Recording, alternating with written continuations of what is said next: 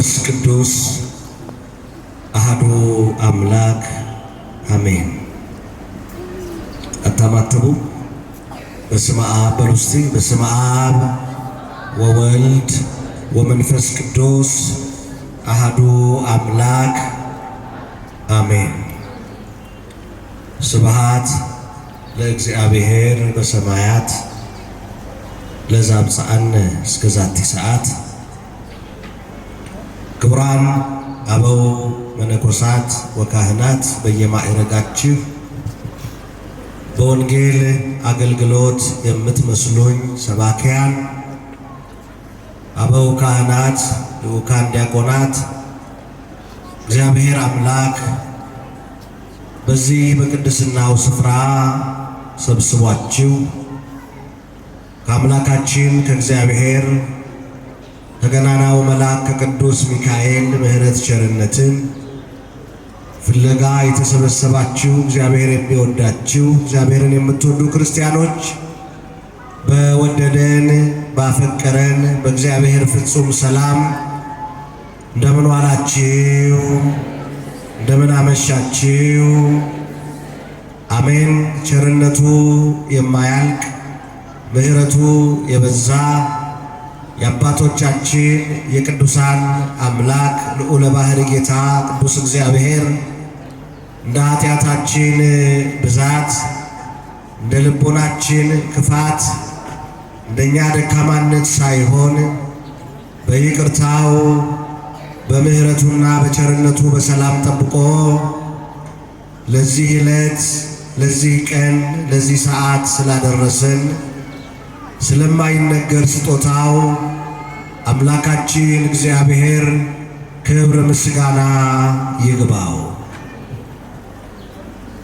ንጽሕት በድንግልና ስርጉት በቅድስና ክብርት በልዕልና ወልዳ የሰጠች አዝላ የተሰደደች ወላዲተ አምላክ ቅድስተ ቅዱሳን ድንግል ማርያም ስለ አማላጅነቷ ስለ ክብሯ ስለ ቅድስናዋ ምስጋና ለስሟ ይሁንልን።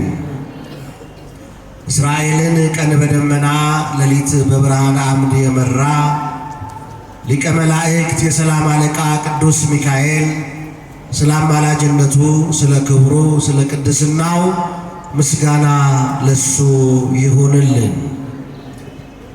አሜን በሉ። በርዷችኋል እንዴ?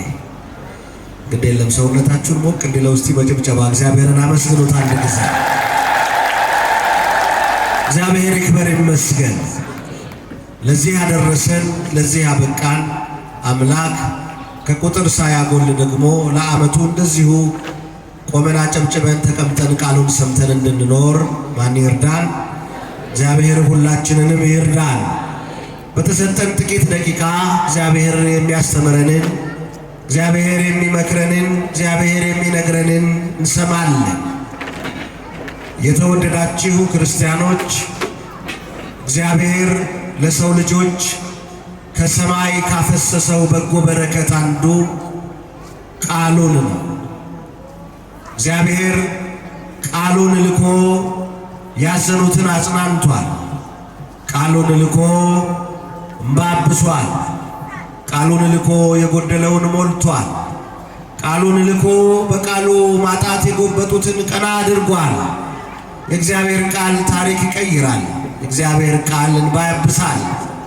የእግዚአብሔር ቃል የጎደለ ይሞላል።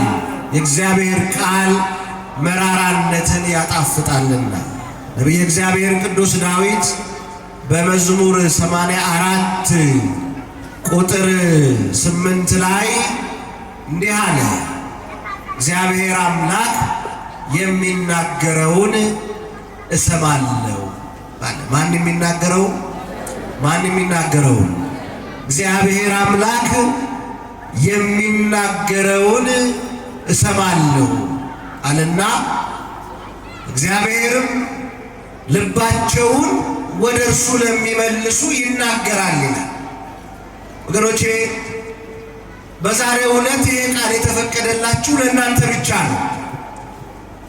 የዚህ ደብር ምዕመን ይሄ ብቻ አይደለም። ግን እግዚአብሔር የፈቀደላችሁ እግዚአብሔር የወደደው እንድትሰሙት የፈቀደው እናንተን ብቻ ስለሆነ እግዚአብሔር ልባቸው ወደሱ ለሚመልሱት ይናገራል ይላል። ስለዚህ ሁላችሁ በአንድ ቃል መልሱልኝ። ማን ይናገረን? ማን ይናገረን? እግዚአብሔር ይናገረን። ወገኖቼ እንደ አብርሃም ጌታ ሆይ ባሪያህ ይሰማልና ተናገር የሚል አንደበት መድኃኔዓለም ለሁላችንም ይስጠን። ይህን ቃል ከኔ ቀጥላችሁ ሁላችሁም እንድትናገሩ በታላቅ ትህትና ጠይቃለሁ። የትምህርታችን ርዕስ ነው። እስቲ ፊቴን በሉ ሁላችሁም። ፊቴን ወደ እግዚአብሔር መለስኩ። እስቲ እንደግመዋለን። ፊቴን ወደ እግዚአብሔር መለስኩ። ትንቢተ ዳንኤል ምዕራፍ 9 ቁጥር 3 ላይ ያለ ኃይለ ቃል እግዚአብሔር አባታችን፣ እግዚአብሔር መጋቢያችን፣ እግዚአብሔር መምህራችን በዚህ የመጽሐፍ ቅዱስ ኃይለ ቃል ላይ አድሮ እንዲያስተምረን፣ እንዲመክረን፣ እንዲገስጸን ቅዱስ ፈቃዱ ይሁንልን። የዚህ የመጽሐፍ ቅዱስ ታሪክ ጸሐፊ ዳንኤል ይባላል።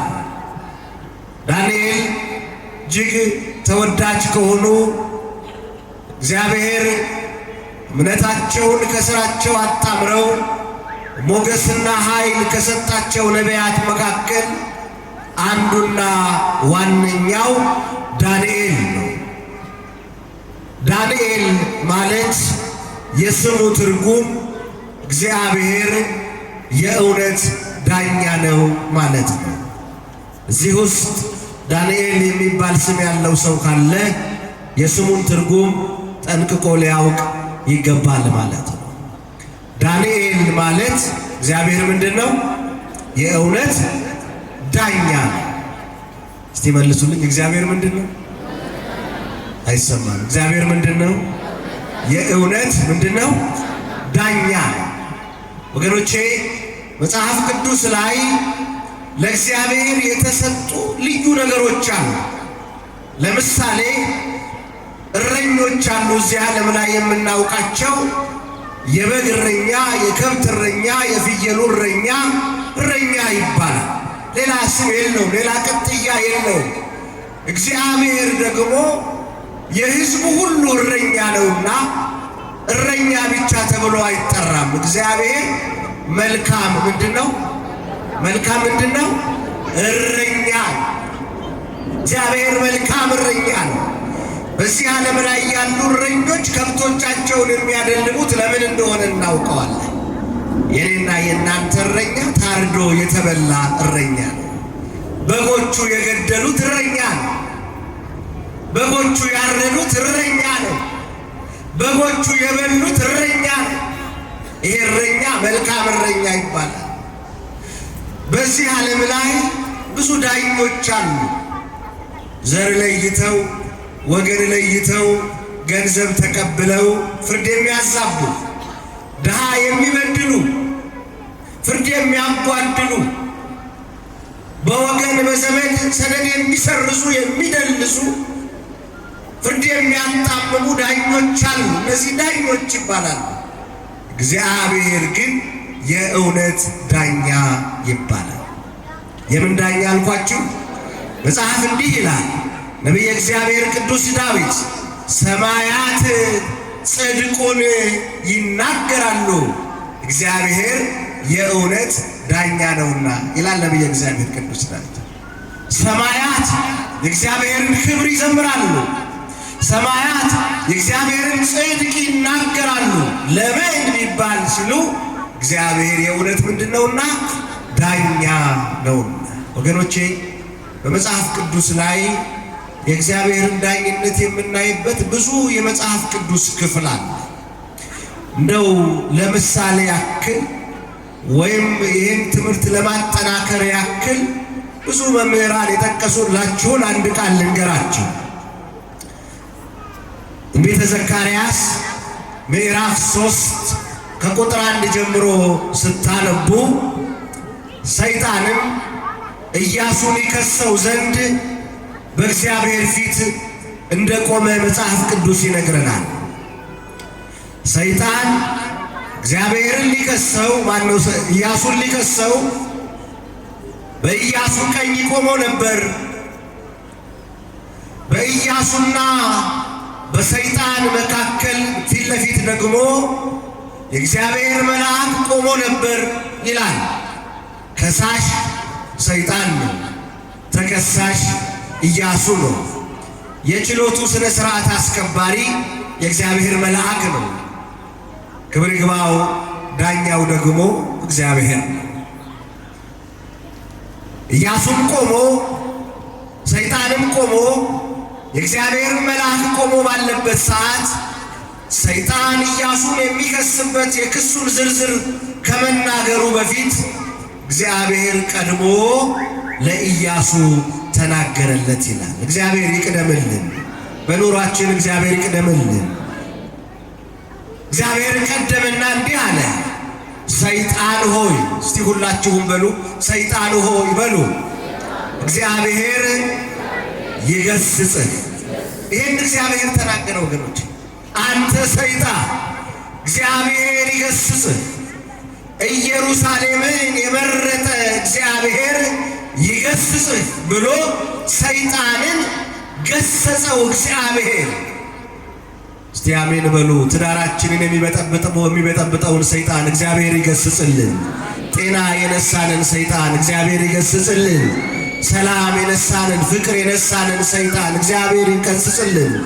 በየምክንያቱ የሚያነጫንጨንን ሰይጣን እግዚአብሔር ይገስጽልን። ይገስጽህ። ይህ ከእሳት ያመለጠ ትንታግ አይደለምን ብሎ ስለ ኢያሱ መሰከረለት። ሰይጣንም ከዚያ በኋላ ኢያሱን መክሰስ አልቻለምና ካጠገባቸው እንደ ጢስ በኖ ጠፋ ይላል። ክብር ለስሙ ይሁንለት። እግዚአብሔር ይክበር ይመስገን። ሚደንቅ ነው።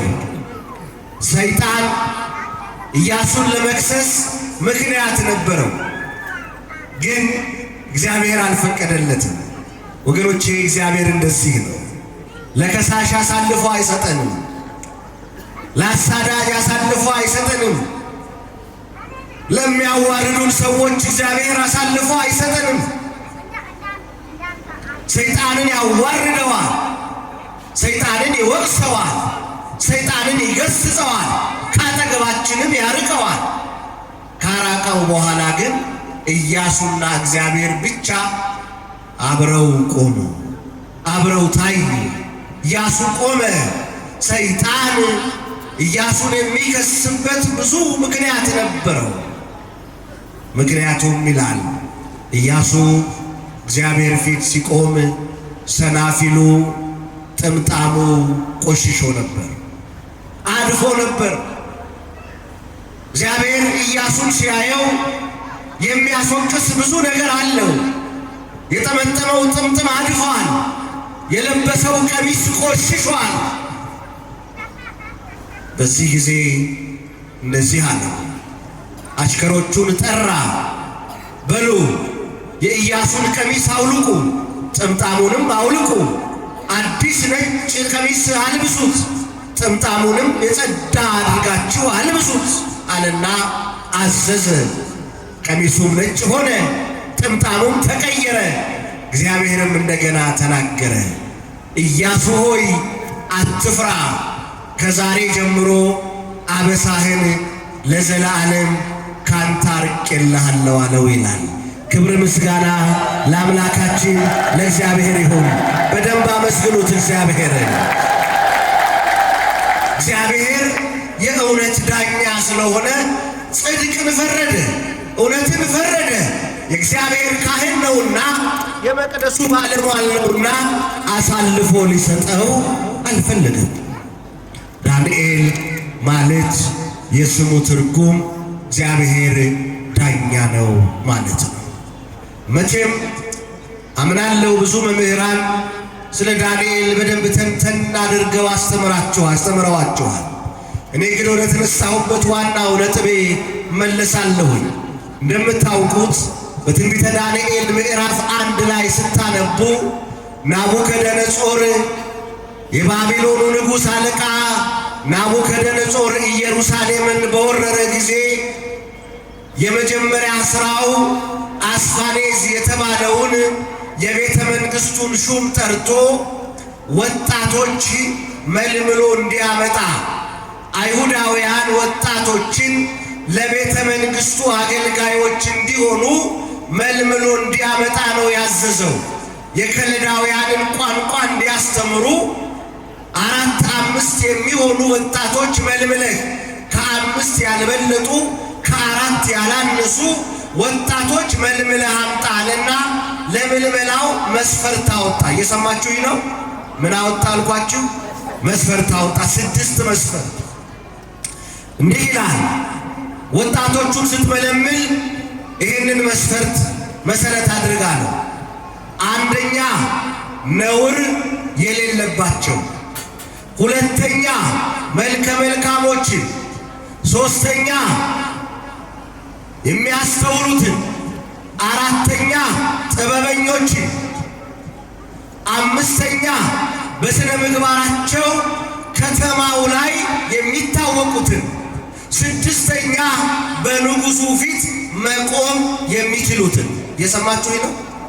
ስንት አልኳችሁ መስፈርቱ? 6። እንደው ከ6ቱ ተውና አንደኛውንና 6ኛው ላይ ትንሽ እናወራለን። ናቡከደነጾር ወገኖቼ የምድር ንጉሥ ነው። እየሰማችሁ ነው? የምን ንጉሥ ነው አልኳችሁ? በደንብ ተናገሩ። የምን ንጉሥ ነው? በጣም የተዋረደ ንጉሥ፣ እግዚአብሔር ያዋረደው ንጉሥ፣ እግዚአብሔር እንደ ሾመው የነገሥታ ንጉሥ፣ እግዚአብሔር ደግሞ ከዙፋኑ አውርዶ ጫካ ያስገባው እንደ እንስሳ ሳር እንዲግጥ ያደረገው ንጉሥ ነው። ይሄ ንጉሥ ግን መስፈርት አወጣ። በእኔ ፊት በቤተ መንግሥቱ መቆም የሚችሉ 6ቱን መስፈርት ያሟሉ ሰዎች ናቸዋልና፣ አንደኛው ነውር የሌለባቸው፣ 6ኛው በንጉሱ ፊት መቆም የሚችሉት። ወገኖቼ እግዚአብሔር ፊት ለመቆም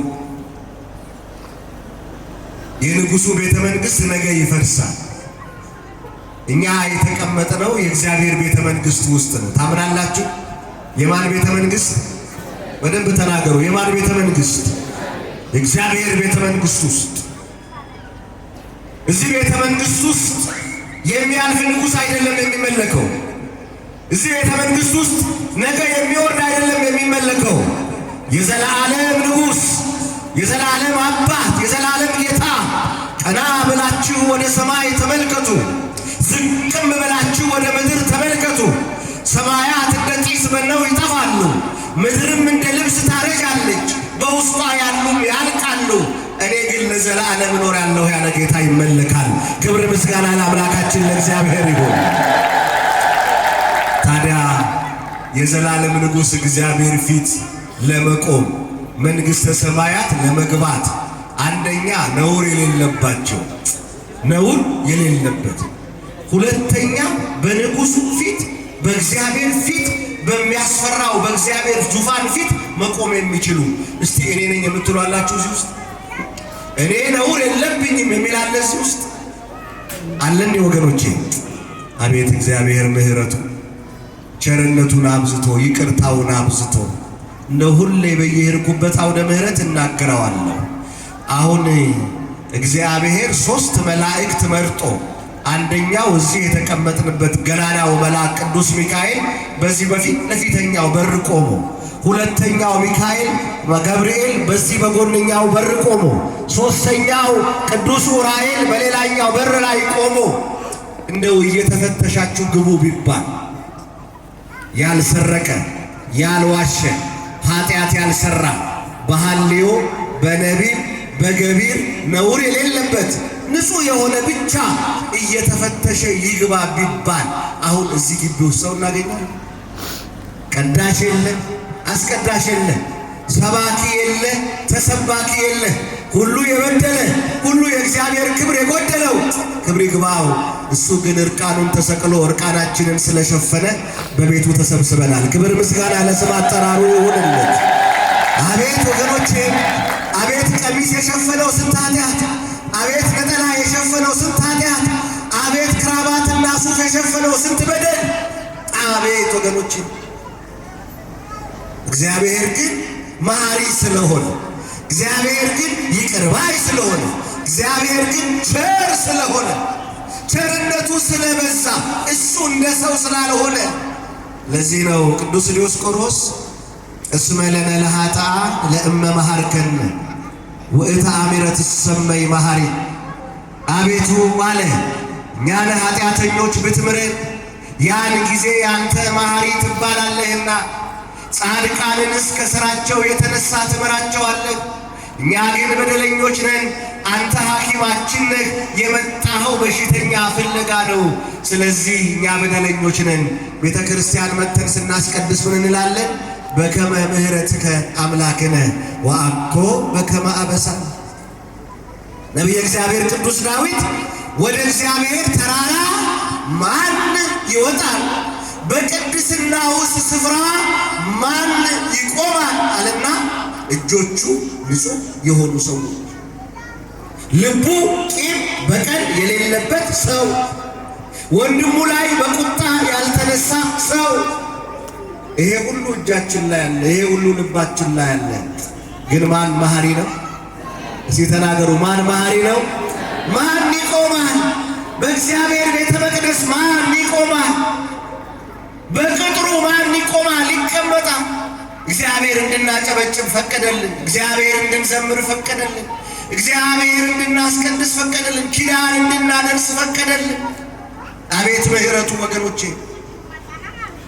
በማን ቸርነት ተገኝተናል? ምን ይላል መዝሙረ ዳዊት መዝሙር 5 ቁጥር 7 ላይ እኔ ግን፣ እስቲ ሁላችሁም በሉ እኔ ግን በሉ። ኧረ በማርያም ነው አይሰማም ድምጻችሁ። እኔ ግን በምሕረትህ ብዛት ወደ ቤትህ እገባለሁ፣ አንተን በመፍራት በቅድስና ስፍራ እሰግዳለሁ። ክብር ምስጋና ለአምላካችን ለእግዚአብሔር ይሁን። ይገርማል። ዳዊት ራሱ ጠይቆ ራሱ መለሰ። ወደ እግዚአብሔር ተራራ ማን ይወጣል? በቅድስናው ስፍራ ማን ይገኛል?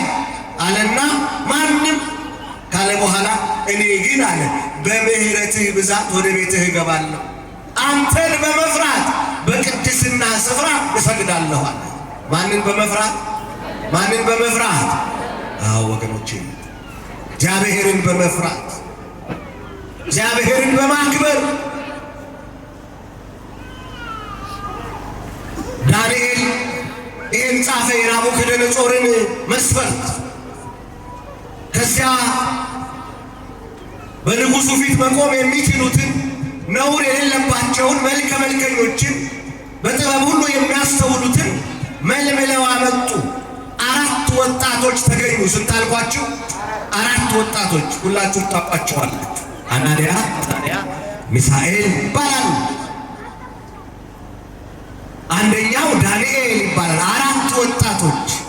እኔ አሁን ስለ አናንያ፣ ስለ አዛርያ፣ ስለ ሚሳኤል ልነግራችሁ አይደለም፣ ስለ ዳንኤል ነው ዋናው ነጥባችን። 4ቱ ቤተ መንግሥት ገቡ። ቤተ መንግሥት ሲገቡ እናንተ አሁን ጠቅላይ ሚኒስትሩ ቢጋብዛችሁ ቤተ መንግሥት የመጀመሪያ ስራችሁ ምን ይሆን? እንደው እቺ ማትረባ ካሜራ የሌላት እንኳን ስልክ ካላችሁ ከጓደኞቻችሁ ተውሳችሁ ከባለስልጣናቱ ጋር ሰልፊ ለመነሳት መከራ ትበላላችሁ አይደል? የሁላችን ስለሆነ ከዛ ፌስቡክ ይጨናነቃል። ዳንኤል ይገርመኛል። እንዴት የሚያስደንቅ ወጣት መሰላችሁ! በንጉሡ ፊት ሳይቀርብ በተሰጠችው ክፍል ውስጥ ገባና ወደ እግዚአብሔር ተንበረከከ ይላል። ሁላችሁ መልሱልኝ። ወደ ማን ተንበረከከ? በደንብ መልሱልኝ። ወደ ማን ተንበረከከ? አቤት እኔና እናንተን ዛሬ ምን ነገር አንበረከከን ይሆን? ዘረኝነቱ አንበርክኮናል። ሱሱ አንበርክኮናል። ምቀኝነቱ አንበርክኮናል። ቂም በቀሉ አንበርክኮናል። ጸቡ አንበርክኮናል። ስስቱ አንበርክኮናል። ገንዘብ መውረዱ አንበርክኮናል፣ ዝናው አንበርክኮናል። ዳንኤል ወደ ቤተ መንግሥቱ ገብቶ ከንጉሡ ጋር ከመገናኘቱ በፊት ወደ አንዲት በተሰጠችው ክፍል ገባና ወደ እግዚአብሔር ተንበረከከ። ተንበርክኮ እንዲህ አይነት ጸሎት ጸለየ። ልብ ብላችሁ ስሙ። ጌታ ሆይ አለ፣ በቤተ መንግሥቱ መብልና መጠጥ እንዳልረክስ፣ ስበላ ስጠጣ ስጠግብ፣ የወይን ጠጁን ስጎነጭ ጮማውን ስቆርጥ አንተን እንዳልረሳ እርዳኝ አለ። እንዴት አይነት ጸሎት ነው ክርስቲያን! አሁን እዚህ ውስጥ ነጋዴዎች ትኖራላችሁ። እዚህ ውስጥ የተለያየ ዩኒቨርሲቲ ውስጥ የምትማሩ ትኖራላችሁ። ብዙ ህልም ያላችሁ ትኖራላችሁ። ባለስልጣን መሆን የምትፈልጉ አላችሁ። እባካችሁ እንደ ዳንኤል እንዲህ በሉት፣ ጌታ ሆይ የምነግደው ለማትረፍ ነው። ኪሴ በሞላ ጊዜ፣ ባለጸጋ በሆንኩ ጊዜ፣ ያማረ ፎቅ የተዋበ መኪና በገዛው ጊዜ አንተን እንዳልረሳ እርዳኝ በሉት እግዚአብሔር። የምትማሩ ሰዎች ዲግሪውን፣ ማስተርሱን፣ ዶክትሬቱን በያዝኩ ጊዜ እውቀቴ እግዚአብሔር ማን ነው እንዳያሰኘኝ አንተ እርዳኝ በሉት እግዚአብሔር። ትዳር የምትመኙ፣ ትዳር የምትፈልጉ፣ ልጅ ለመውለድ የምትጓጉ ሰዎች ጌታ ሆይ ትዳር ስጠኝ፣ ልጅ ስጠኝ፣ ነገር ግን የምወልደው ልጄ ያንተን ፍቅር እንዳያስረሳኝ እርዳኝ በሉት እግዚአብሔርን። እግዚአብሔር ሁላችንንም ይርዳል። ክርስትና ይሄ ነው ወገኖች። በምናገኘው እጃችን ላይ በጨበጥነው የዘላለሙን እንዳናጣ እግዚአብሔር ይርዳል ሁላችንንም። ብዙ ሰዎች እንዲህ ናቸው። ሲያጡ እግዚአብሔር ጋር ተንከባለሉ፣ ባዶ ሆነው እግዚአብሔር ጋር አለቀሱ። እንደነሱ ኪዳን የሚያደርስ፣ እንደነሱ የሚያስቀድስ፣ እንደነሱ የሚቆርብ፣ እንደነሱ ገዳማት የሚሳለም የለም። ኪሳቸው ሲሞላ ግን እግዚአብሔርን ጀርባቸውን የሰጡ ብዙ ናቸው፣ ብዙ ናቸው። ዳንኤል ይገርማል። ምክንያቱም አልደነቀውም። ቤተ መንግሥት መግባት አላስደነቀውም። በንጉሡ በናቡከደነጾር ፊት መግባት አላስደነቀውም። ምክንያቱም ዳንኤልን ናቡከደነጾር ከመምረጡ በፊት ማን መርጦታል? ማን መርጦታል? ወገኖቼ በእግዚአብሔር የረኩ ሰዎች ሌላ እርካታ ያስፈልጋቸው። እግዚአብሔርን ያዩ ሰዎች በምድር ብልጭልጭ ነገር አይደነቁም።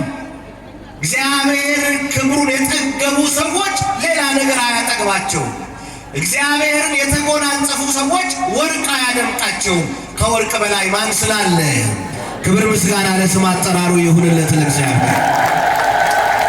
ለዚህ ነው በምሳሌ 27 ቁጥር 7 ላይ የጠገበች ነፍስ የማር ወለላን ትረግጣለች፣ የተራበች ነፍስ ግን የመረረ ሁሉ ይጣፍጣታል ይላል እግዚአብሔር ቃል። የጠገበች ነፍስ ምሳሌ 27 ቁጥር 7 ላይ የጠገበች ነፍስ የማር ወለላ ትረግጣለች አለ። የማር ወለላ የተባለው የዚህ ዓለም ክብር ነው፣ የዚህ ዓለም ዝና ነው፣ የዚህ ዓለም ሀብት ነው፣ የዚህ ዓለም ውበት ነው። ይሄን ሁሉ ትረግጣለች አለና የተራበች ነፍስ ግን የመረረ ሁሉ ኃጢአት ሁሉ ይጣፍጣታል። ነፍሳችን እንዳትራብ አምላካችን እግዚአብሔር ሁላችንንም ይርዳ። ዳንኤል ይህን በጸለየ ጊዜ፣ ይህን በለመነ ጊዜ እግዚአብሔርም ከሰማይ ሆኖ የዳንኤልን ልመና ሰማ ይላል። እኔና የእናንተንም ልመና ይስማ መድኃኔዓለም። ሰማ፣ ጸሎቱንም መለሰለት፣ ሞገስና ክብር ሰጠው ይላል። እግዚአብሔር ሞገስ ይሁናችሁ። አሜን አትሉ? እግዚአብሔር ሞገስ ይሁናችሁ። ዳንኤል ይህንን ጸሎት ለምንድን ነው የጸለየው? ለምንድን ነው ፊቴን ወደ እግዚአብሔር መለስኩ ያለው?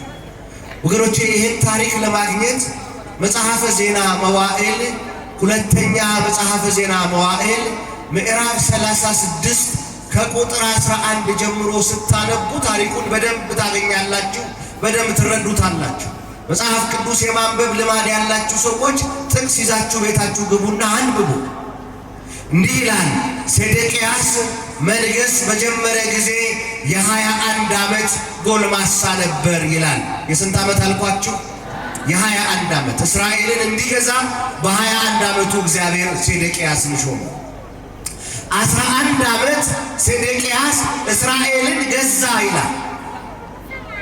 ከ11 ዓመት በኋላ 32 ዓመት ሲሞላው እግዚአብሔር ላይ ጠገበ። ወገኖች እግዚአብሔር ላይ ጠገበ። እንደው ሰው ላይ መጠገብ ጥሩ ነው፣ እግዚአብሔር ላይ መጠገብ ግን ደሞዙ ከባድ ነው ወገኖች። 32 ዓመት ሲሞላው እግዚአብሔር ላይ አመፀ። እግዚአብሔር ማን ነው አለ። ንጉሡም ሕዝቡም ካህናቱም እንደ አሕዛብ ያለ ርኩሰት እግዚአብሔር ላይ ፈጸሙ፣ እግዚአብሔር ላይ አመፁ ይላል። መልሱልኝ። ማን ላይ አመፁ? ማን ላይ አመፁ? እግዚአብሔር ላይ። ወገኖቼ የአመፅ ደሞዙ ከባድ ነው። ኃጢአትን የሚያደርጉ ሁሉ እግዚአብሔር ላይ ያምፃሉ፣ ኃጢአትም አመፅ ነው ይላል እግዚአብሔር ቃል። ኃጢአትን የሚያደርጉ ሁሉ ማን ላይ ያምፃሉ? እግዚአብሔር ላይ ያምፃሉ፣ ኃጢአትም አመፅ ነው ይላል። ወገኖቼ አመፅ ከባድ ነው። ዛሬ ዓለም እኮ እየተሸበረ ነው ያለው። ዛሬ ራሴን የማይል ማን አለ? ዛሬ ጨጓራዬን የማይል ማን አለ? ዛሬ ወገቤን የማይል ማን አለ?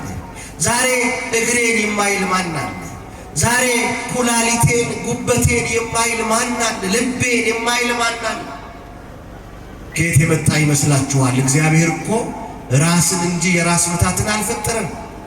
እግዚአብሔር እኮ ልብን እንጂ የልብ ድካምን አልሰራም።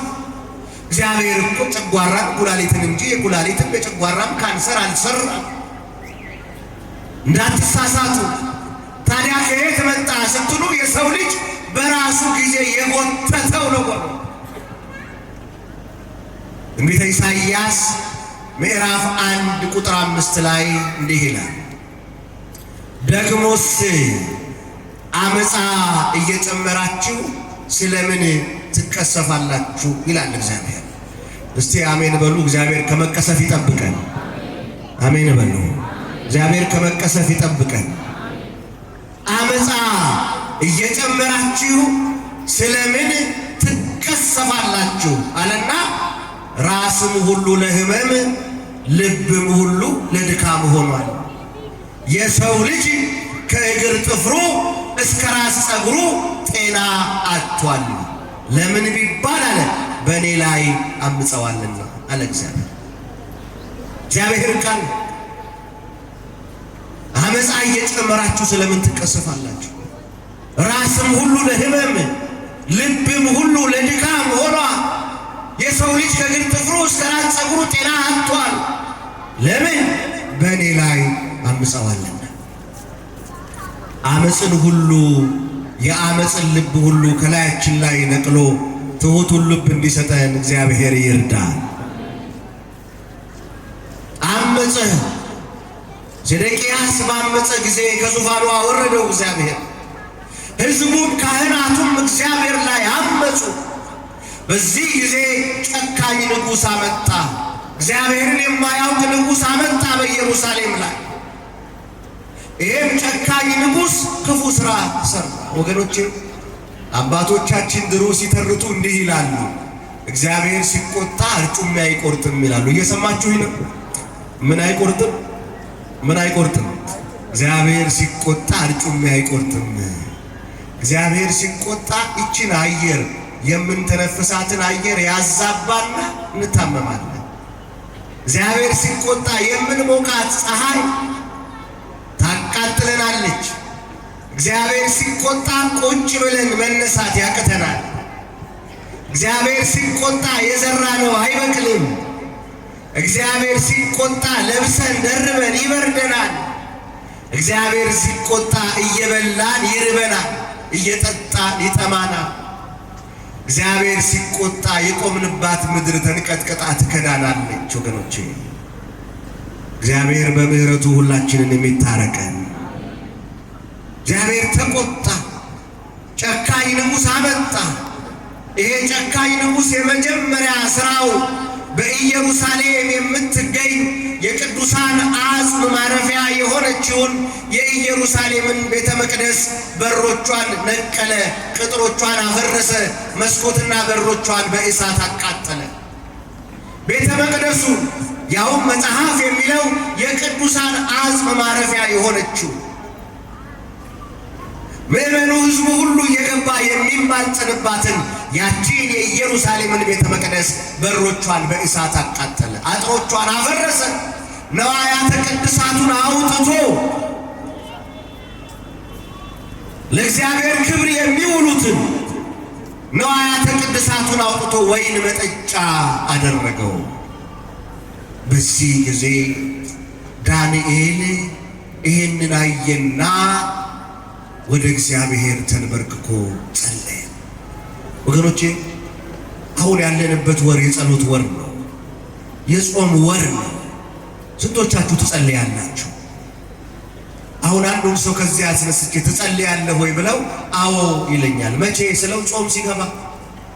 የብዙዎቻችን ውዳሴ ማርያም የምትነሳው አብይ ጾም ሲመጣ ነው፣ ሰኔ ጾም ሲመጣ ነው፣ ፍልሰታ ሲመጣ ነው። ብዙዎቻችን የምንጸልየው ስንቸገር ነው፣ የሆነ ነገር ውስጥ ስንገባ ነው፣ ዙሪያው ሲጠበን ነው፣ ቀኑ ሲጨልምብን ነው፣ ወዳጅ ሲከዳን ነው። ግን መጽሐፍ ምን ይላል? በተስፋ ደስ ይበላችሁ፣ በመከራ ታገሱ ይልና በጸሎት ምን በሉ ጽኑ ይላል። በጸሎት ምን በሉ አልኳችሁ? ጽኑ። ተመልከቱ፣ በተስፋ ደስ ይበላችሁ፣ በመከራ ታገሱ አለና በጸሎት ምን በሉ ጽኑ። ወገኖቼ መቼም ብዙ ሊቃውንት ስለ ጸሎት አስተምረዋችኋል። አሁን እዚህ ጋር ቆሜ ስለ ጸሎት ጥቅም ልነግራችሁ አልችልም። ጸሎት ጥቅሙን የሚያውቅ ሰው የሚጸልይ ሰው፣ ጸልዮ የተመለሰለት ሰው የጸሎት ጥቅም ይገባዋል። የሚጸልይ ሰው አሸናፊ ነው። የሚጸልይ ሰው ድል አድራጊ ነው። የሚጸልይ ሰው የሚያጎልበት ነው። የሚጸልይ ሰው ይቅር ባይ ነው። የማይጸልይ ሰው ግን የዚህ ተቃራኒ ነው። ወገኖች ታላቁ የግብፅ ፓትርያርክ ብፁዕ ወቅዱስ አቡነ ሺኖዳ በረከታቸው ይድረሰንና በጸሎት መጽሐፋቸው ላይ ምን አሉ? የማይጸልይ ሰው ማለት ውሃውን በወንፊት ለመቅዳት የሚያስብ ሰው ነው ይላል። እየሰማችሁ ነው? ውሃ በወንፊት የሚቀዳ ሰው አለ እዚህ ውስጥ አለ እንዴ? የማይጸልይ ሰው ማለት ውሃ በወንፊት ለመቅዳት የሚያስብ ሰው ማለት ነው ይላል። ምን ማለት ነው? ቢጠይቅ የማይመለስለት፣ ቢነግድ የማያተርፍ፣ ቢናገር የማይደመጥ፣ ቢለፋ ቢጥር ዋጋ ጠብ የሚል ነገር የሌለው ማለት ነው ወገኖች። የማይጸልይ ሰው እግዚአብሔር እኮ ተናገረ፣ ሐዋርያቱ ተናገረን። በሐዋርያቱ አንጻር ለእኛ ሲነገረን እኮ ነው። በዚያ በጌቴሴማኒ ሲጸልይ እሱ ዞር ሲል አንቀላፍተዋል፣ ተኝተዋል። እሱ ግን አላቸው አንዲት ሰዓት እንኳን ከኔ ጋር በጸሎት ልትተጉ አትችሉምን አላቸውና እንዲህ አላቸው፣ እንግዲያውስ ፈተና ይመጣል፣ እንግዲያውስ መከራ ይመጣል፣ እንግዲያውስ ችግር ይመጣል አላቸውና ከፊት ለፊታቸው ያለውን ችግር አሳሰባቸውና እንዲህ አሉ፣ ወደ ፈተና እንዳትገቡ ተግታችሁ አንቀላፉ አለ እግዚአብሔር። ተግታችሁ ምን በሉ አለ? ምን በሉ አለ? ወገኖቼ አያስፈራችሁም? ነገር እቺ ሀገር ላይ የሆነው ያለው ነገር ሁሉ አያስደነግጣችሁም? ጠዋት የገዛችሁት ሳሙና 6 ሰዓት ላይ ስትሄዱ እጥፍ ጨምሮ እያያችሁት፣ ጠዋት የገዛችሁት ሽንኩርት ከሰዓት ላይ እጥፍ ሆኖ እያያችሁት፣ ነገሩ ሁሉ ዝብርቅርቅ እያለ ወጥመዱ ፈተናው የሚያስለቅሰን የሚያስጨንቀን ነገር እየበዛ እቺን ዓለም የምናሸንፈው በጸሎት ብቻ ነው ወገኖች። እመኑ፣ በጸሎት ብቻ ነው ድል የምናደርገው። ሰው ይከዳል። ሰው እንደ ተልባ ስፍር ይንሸራተታል። ሰው ፊቱን ያዞርብናል። ፊቱን የማያዞር ዘወትር የማይከዳን ማን ብቻ ነው? ክብር ምስጋና ለስም አጠራሩ ይሁንለት። ማይከዳን እሱ ብቻ ነው። ጠዋት ምን ተማራችሁ? ስለ ባህራን ምን ሰማችሁ? የእግዚአብሔር መልአክ መጥቶ ለድሃ እናቱ የምስራች ነገራት አይደል? ይሄ ልጅ የጎረቤትሽን ሀብትና ንብረት ይወርሳል ብሎ ሲነግራት ደስ አላት። ጎረቤት ያለው ባለጸጋ ሰማ። እሱን ሊገድለውም ወጥመድ አጠመደ። ወገኖች አጠመደ። ከዚያስ ልጅሽን ስጭኝና እኔ አሳድገዋለሁ ሲላት መጀመሪያ እምቢ አለችው። ከዚያስ 20 ወቄት ወርቅ እሰጥሻለሁ። እንግዲህ መቼም በስንት እንደሚለካ አላውቀውም፣ ግን ይሄን ሁሉ ወርቅ እሰጥሻለሁ ሲላት ልቧ ትርክክ አለ። ከማህፀኗ የወጣውን ልጇን በወርቅ ለወጠችው። እሱ ብቻ አይደለም፣ ይሄ ሰው 30 ቀን በባህር ላይ ተንሳፎ እረኛ ያገኘ። ማን አገኘው? እግዚአብሔር ያገኘን ሁላችንንም። ወገኖቼ ሰው ይጥላል፣ ማን ያነሳል? ሰው ያዋርዳል፣ ማን ያከብራል? ክብር ምስጋና ለአምላካችን ለእግዚአብሔር ይሁን። አቤት እንደ ሰው ቢሆን ወድቀን በቀረን ነበር። እንደ ሰው ቢሆን ተንኮታኩተን በቀረን ነበር። ማን አነሳን? ማን ከፍ አደረገን? ስለማይነገር ስጦታው እግዚአብሔር ይክበር ይመስገን። ወገኖቼ ያም ሰው ሕፃኑን ሲያገኘው ልጅ አልነበረውምና አሳደገው ይላል። 20 ዓመት ከሞላው በኋላ ያ ሰው እንደገና በቤቱ ተገኘ። ታሪኩን ስለምታውቁት አልደግመውም። ሲያየው ባህራን እያለ ሲጠራው ይሰማል። ምን ማለት ነው ባህራን ማለት? ከባህር የወጣ መቼ ያገኘው? በዚህ ዘመን። አሃ ይሄ ልጅ ለካ አልሞተም አለና አንድ ነገር አሰበ። ወረቀት ጻፈ። እባክህ አንድ ዕቃ ረስቻለሁ፣ ሀገሬ ላይ አንድ ዕቃ ረሳው፣ ተውኩኝ። ይሄ ሕፃን ይሄ ወጣት የረሳሁትን ዕቃ እንዲያመጣ እባክህ ፍቀድልኝ አለው። መጀመሪያ አንገራገረ። ወጣቱን ልጄን አልሰጥም አለው። ለዚህም 20 ወቄት ወርቅ እሰጥሃለሁ ሲለው ልጁን በወርቅ ለውጦ ሰጠው። ዳዊት ምን አለ? እስመ እምየ ወአቡየ ገነፉኒ ወእግዚአብሔር ተወክፈኒ። እናትና አባቴ ተውኝ፣ እናትና አባቴ ረሱኝ፣ እግዚአብሔር ግን ተቀበለኝ አለ ዳዊት። ክብር ምስጋና ለአምላካችን ለእግዚአብሔር ይሁን። ወገኖቼ የመከራው ጊዜ እናትም ትሸሻለች፣ አባትም ይሸሻል፣ ወንድም ወዳጅም ይሸሻል። የማይሸሸን ማን ብቻ ነው? የማይተወን ማን ብቻ ነው?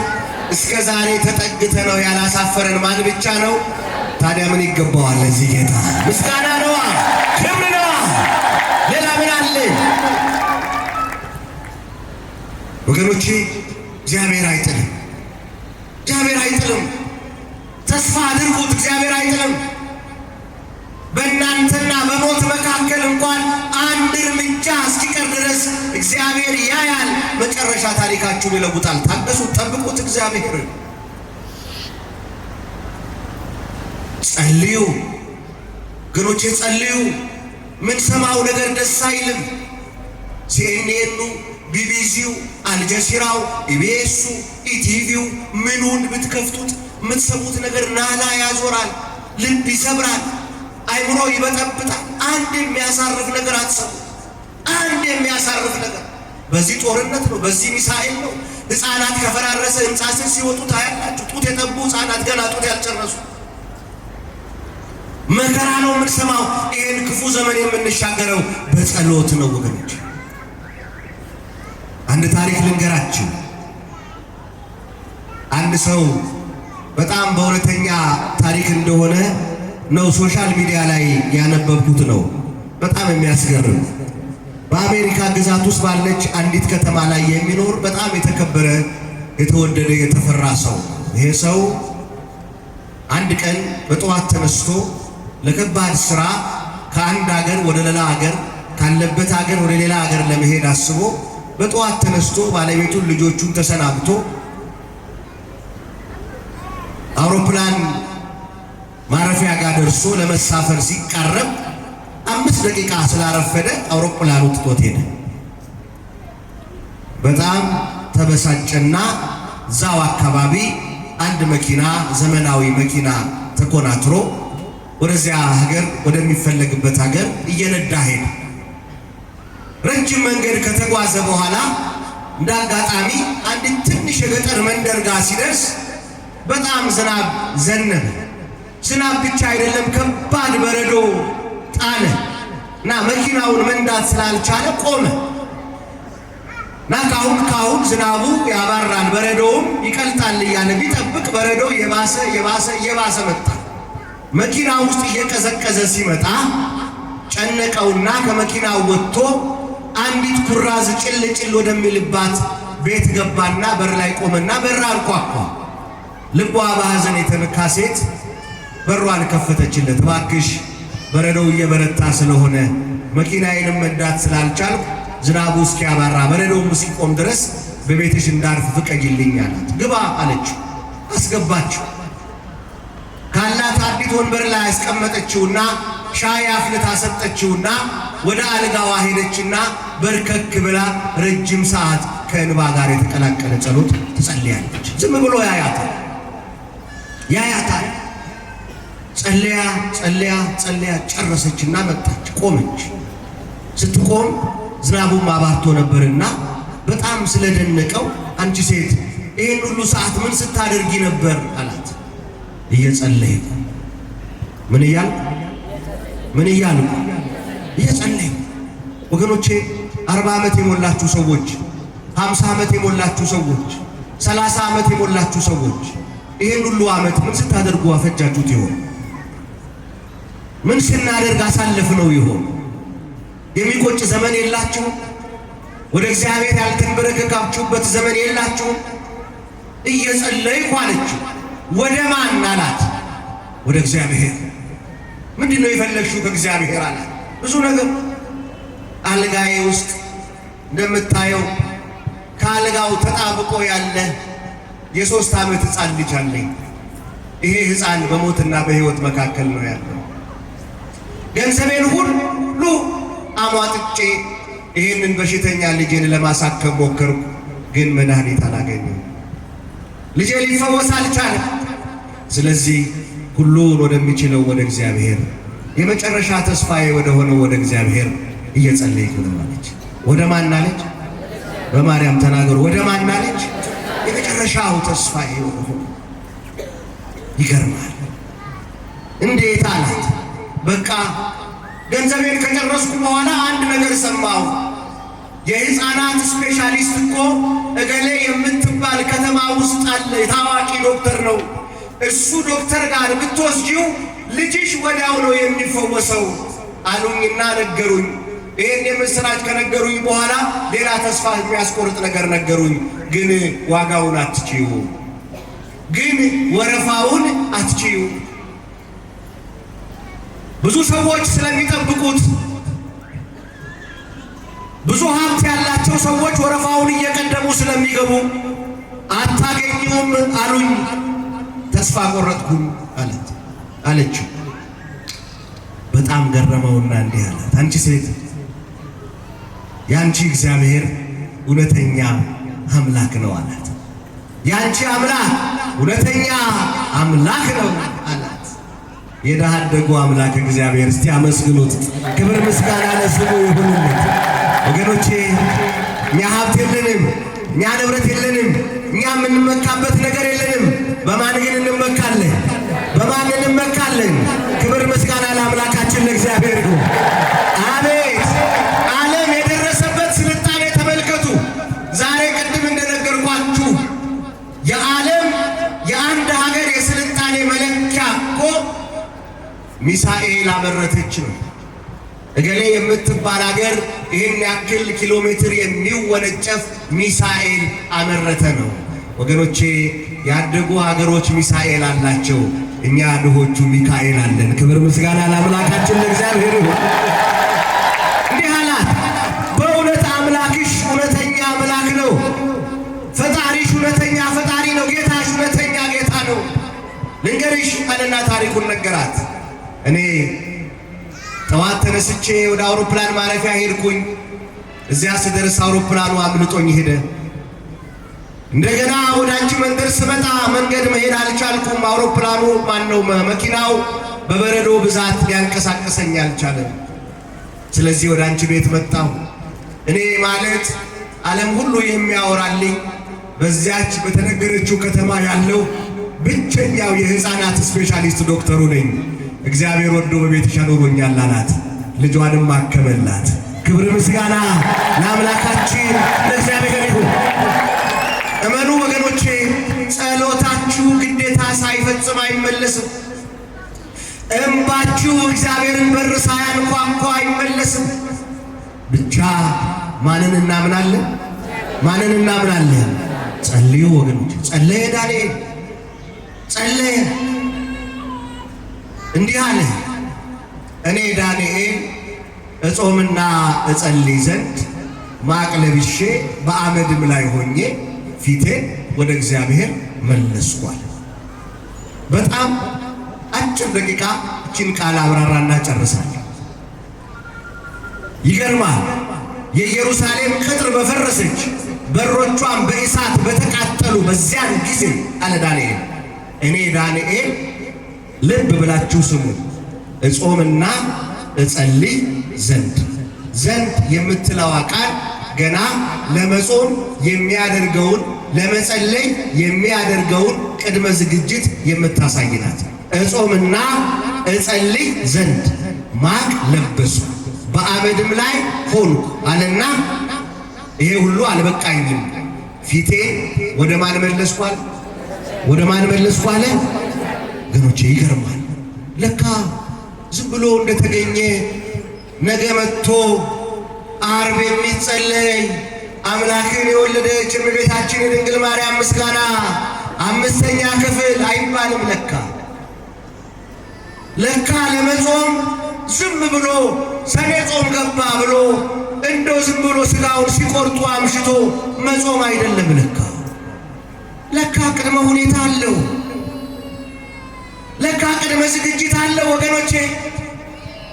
እጾምና እጸልይ ዘንድ መጀመሪያ ማቅ ለበስ፣ ከዚያ በአመድ ላይ ሆንኩ፣ ይሄ አልበቃኝም፣ ፊቴን ወደ እግዚአብሔር መለስኳል። እንደው አንድ ጥያቄ ልጠይቃችሁ። ምን ነው የኔና የናንተ ጸሎት አልሰማ አለ? ምን ነው ልባችን አልደርቅ አለ? ምን ነው ጥያቄያችን አልመለስ አለ? ምን ነው ጎደሏችን አልሞላ አለ? ምን ነው ጸሎታችን ከደመና በታች ቀረ እንዴ?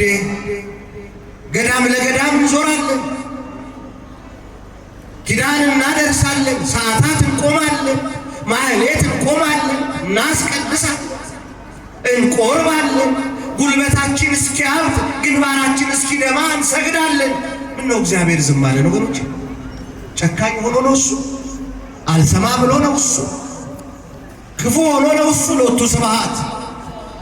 ትንቢተ ኤርምያስ ምዕራፍ 3 ቁጥር 11 ላይ ከዳተኛይቱ እስራኤል ሆይ ተመለሽ አለና መሐሪ ነኝና ለዘላለም አልቆጣም አለ እግዚአብሔር። እግዚአብሔር መሐሪ ነው ወገኖች። ምንድን ነው ወገኖች? እስቲ ጠይቁ ራሳችሁ፣ እስቲ እንመርምር ራሳችሁ። ለምንድን ነው እግዚአብሔር አልሰማን ያለው? ምንድን ነው ጓግታችሁ አታውቁ? እነ ቀሲስ የመርሃ ግብሩ መሪ የደብሩ አስተዳዳሪ አውደ ምሕረት ላይ ወጥተው ለቅዱስ ሚካኤል በስውር ነግሬው ነበረ፣ እምባዬን አብስልኝ፣ ጥያቄን መልስልኝ ብዬ አልቅሼ ነግሬው ነበረ። በስውር የነገርኩትን በግልጽ መለሰልኝ። እኔ ሰማ እናንተ ሊስማ ተብሎ ጭብጨባና እልልታው ሲቀልጥ አልቀናችሁም? እኔስ መቼ ነው የምመሰክረው ብላችሁ አታውቁ? መቼ ነው የኔስ እንባ የሚታበሰው ብላችሁ አታውቁ? ምነው ወላዲተ አምላክ እኔን ዝም አልሽ ብላችሁ አታውቁ? 2015 እንዳለቀሱ፣ 16 እንዳለቀሱ፣ 17 እንዳለቀሱ ያላችሁ የላችሁም እዚህ ውስጥ? እስቲ እንጠይቅ ራሳችንን። ለምንድን ነው እግዚአብሔር አልሰማው ያለ? ለምንድን ነው ወገኖቼ? ችግሩ እኛ ጋር ነው እግዚአብሔር ጋር? እስቲ መልሱልኝ። ማን ጋር ነው ችግሩ? ማን ጋር ነው ወገኖቼ? ነገ መታችሁ ከመጸለያችሁ በፊት የበደላችሁትን ይቅር በሉ፣ የጣላችሁትን አንሱ፣ ፊታችሁን ወደ እግዚአብሔር መልሱ። ይሄ ነው የእግዚአብሔር ቃል የሚነግረን። ለዚህ ማጠናከሪያ አንድ ጥቅስ ልንገራችሁና ትምህርቴን ላብቃ። ኦሪት ዘፍጥረት ምዕራፍ 21 ቁጥር 1 ጀምሮ ያለ ታሪክ ነው። እንደው አንድ ሰው የማይናገር ሰው አይኖር። ሁላችሁም ድምፃችሁን ከፍ አድርጋችሁ ተናገሩ። እግዚአብሔርም በሉ እስቲ። አይሰማም። እግዚአብሔርም እንደተናገረ ሳራን አሰባት። ማን እንደተናገረ? ክብር ምስጋና ለስም አጠራሩ ይሁንለት። ይገርማል። እንደተናገረ የሚፈጽም ማን ብቻ ነው ወገኖቼ?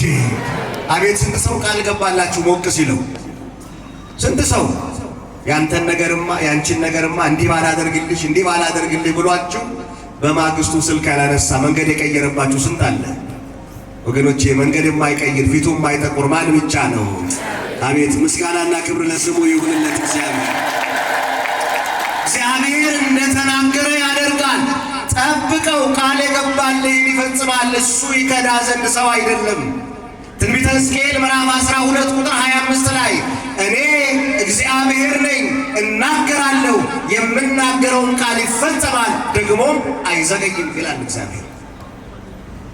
ሳራን እንደተናገረ አሰባት። እኔ ስለአሁን ስለ መውለዱ አይደለም ልነግራችሁ የቆምኩት ብቻ ይላል። ሳራ ጡት መጥባት ልጇ ይስሐቅ ጡት መጥባት ባቆመ ጊዜ ድግስ ደገሰች ይላል። እየሰማችሁ ነው? ምን ደገሰች? ድግስ። ጡት መጥባት ሲያቆም ለክርስትና አይደለም፣ ለልደት አይደለም። ይስሐቅ ጡት መጥባት ሲያቆም ድግስ ደገሱ እና ሰው ተሰብስቦ ይበላል ይጠጣል። ሰው ሲበላ ሲጠጣ አብርሃም ሕዝቡ ጋር ወጥቶ ብሉልኝ ጠጡልኝ ይላል። ሳራ ግን ቁጭ ብላ አንድ ነገር ትታዘባለች። ምንድነው የምታየው? ይስሐቅና እስማኤል ሲጣሉ ታያለች። ሁለቱ ሕፃናት ነፍስ የማያውቁ ሕፃናት ተመልከቱ፣ ቁጭ ብላ ታያለች። እስማኤልም ይስሐቅን ሲጥለው፣ ይስሐቅ ሲያለቅስ፣ እስማኤልም ሲስቅ አየች ይላል። ልብ ወለድ ነው ይመስላችሁ፣ ግን የመጽሐፍ ቅዱስ ታሪክ አየች። አብርሃምን በጥቅሻ ጠራችውና ቀጭን ትእዛዝ ሰጠችው። ከዛሬ ጀምሮ ይሄ ሕፃን ከልጄ ጋር በዚህ ቤት ይኖር ዘንድ የኔና ያንተም ወራሽ ይሆን ዘንድ አይችልምና ሕፃኑን ከእናቱ ጋር ከዚህ ቤት አስረድልኝ፣ አባርልኝ አለች። አብርሃምም የሚስቱን ቀጭን ትእዛዝ ተቀበለና ሕፃኑን በእናቱ ጀርባ ላይ ያደረገላትና በአገልግል ፍትፍት በቆዳ ውሃ ሰጣትና እግዚአብሔር ወደሚመራሽ ሂጂ ብሎ አባረራት። ሄደች። ከአገልግሉ ፍትፍት ከቆዳውም ውሃ እየበሉ እየጠጡ ረጅም መንገድ ተጓዙ ይላል። ልክ ጭው ባለ በረሃ የሚላስ የሚቀመስ በሌለበት በረሃ አቧራው እንደ ጭስ በሚሞንበት በረሃ መጽሐፉ እንደሚነግረን ለመጠለያ እንኳን የሚሆን አንድ ዛፍ በሌለበት በረሃ የአገልግሉ ፍትፍት የቆዳው ውሃ አለቀ ይላል። ወገኖቼ እስቲ መልሱልኝ። የሰው ስጦታ ሁሉ ያልቃል፣ የማን አያልቅም? የማን አያልቅም? ወገኖቼ ይህንን አየር በስንት ብር ገዛችሁት? እንቅልፋችሁ ዋጋው ስንት ነው? እስቲ መልሱልኝ። ጤናችሁ ዋጋው ስንት ነው? እስቲ ተናገሩ። ልጆቻችሁ ዋጋቸው ስንት ይሆኑ? ቁጭ ብላችሁ መነሳታችሁ ዋጋው ስንት ይሆን?